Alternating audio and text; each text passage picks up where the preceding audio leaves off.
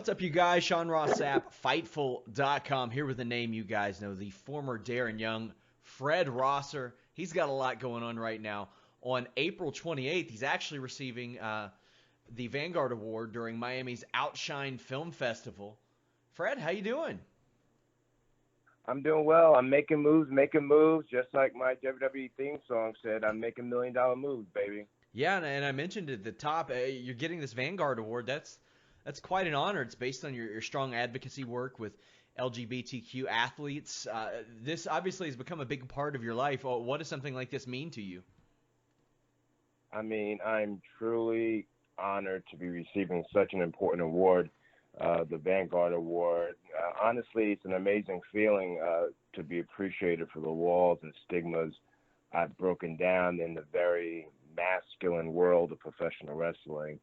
So, I mean, this is my biggest honor ever, and I always say my fight is much more bigger than in the ring. It's outside of the ring, fighting bigotry and hatred and being the voice of the voiceless when it comes to our LGBTQ community or anyone that gets bullied for various reasons. So I always say every time my feet touch the ground when I wake up in the morning, I know someone's counting on me. So, yeah, I'm really excited to be heading back home to Miami. I lived there for almost 5 years. That's where I had met my boyfriend, my partner at the time, and that's one of the reasons why I ultimately came out. There are many reasons why I came out, why I wanted to come out, but he was one of the main reasons I came out, because I wanted to be able to bring him to wrestling events. I wanted to be able to walk the red carpets with him. So I wanted to be like any other normal couple, and I wanted to be happy, and my own happiness is more important than anything.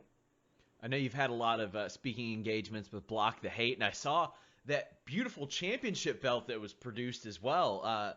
Explain to me how'd you get that made?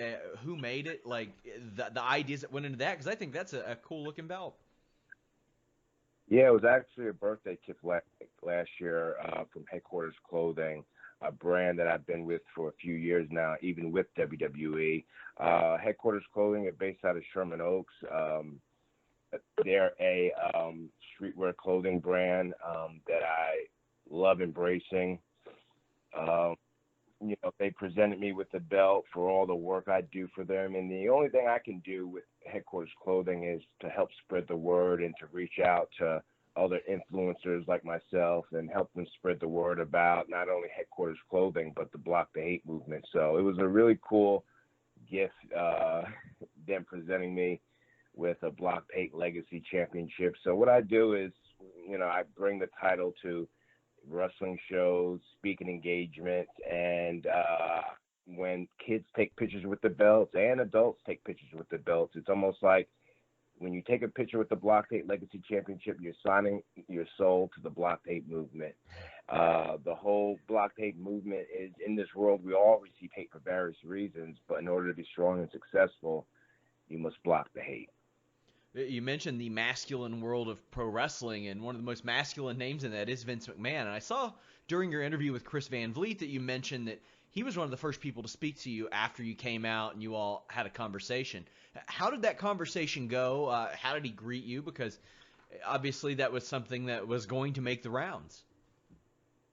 Damn, I just did that interview. Hey, Chris is good. Chris is real good. He gets that out there quick.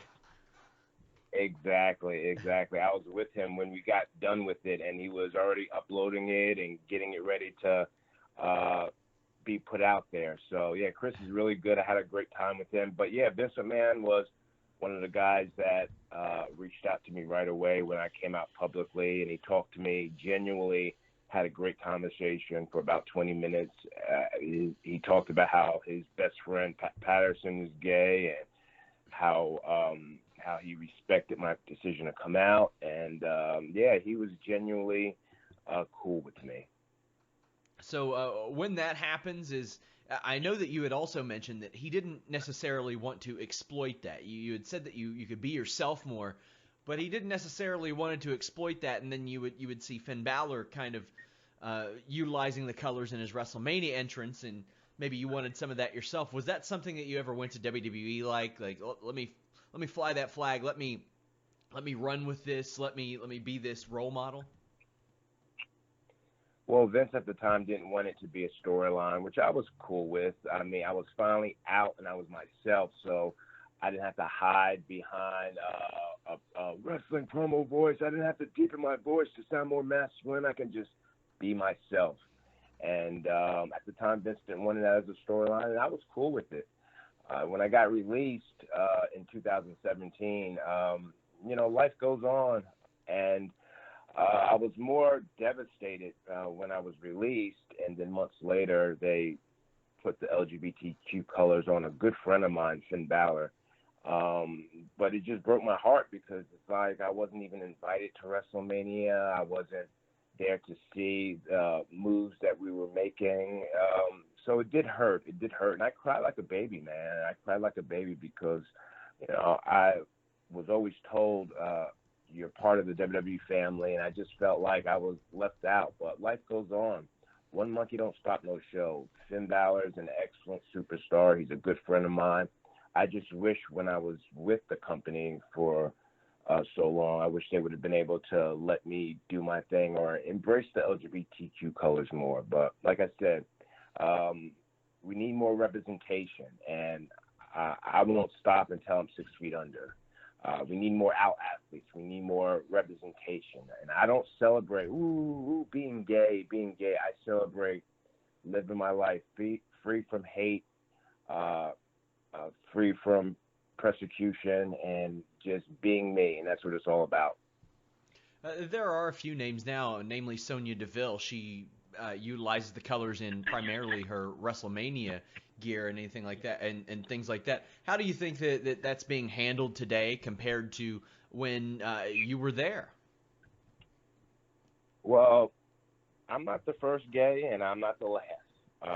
So I was just the first to come out publicly while still signed to WWE. But I made a sacrifice, dude. I sacrificed my WWE career, live my childhood dream, to live my life and inspire others, especially the LGBTQ youth, to be and accept themselves. And honestly, being the first in anything is a big deal. Being the first openly gay WWE superstar, I've been able to pave the way for LGBTQ athletes in wrestling and beyond to come out and live an honest, authentic life. Again, being the first, I've showed other LGBTQ athletes that they have a duty to instill confidence in our youth and to lead by example. And it breaks my heart to know that so many young adults, including myself, have to hide who they really are because they're afraid that society won't accept them. And hey, I had to do what I had to do because my own happiness was more important than anything. Now you have Sonya Deville, more representation. You have a lot of independent wrestlers, Sonny Kiss, Jake Atlas, Paro. You have a lot of these people really embracing the LGBTQ movement, and I can't do it alone. I always say none of us are as strong as all of us.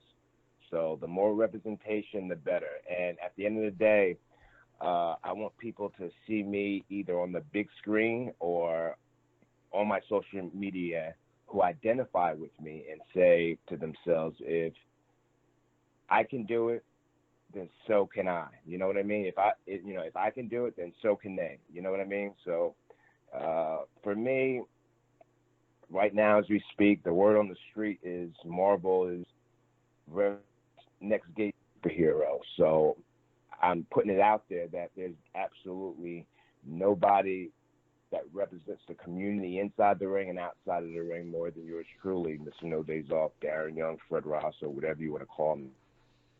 Like I said, I just got to keep it moving and keep living my life to the fullest.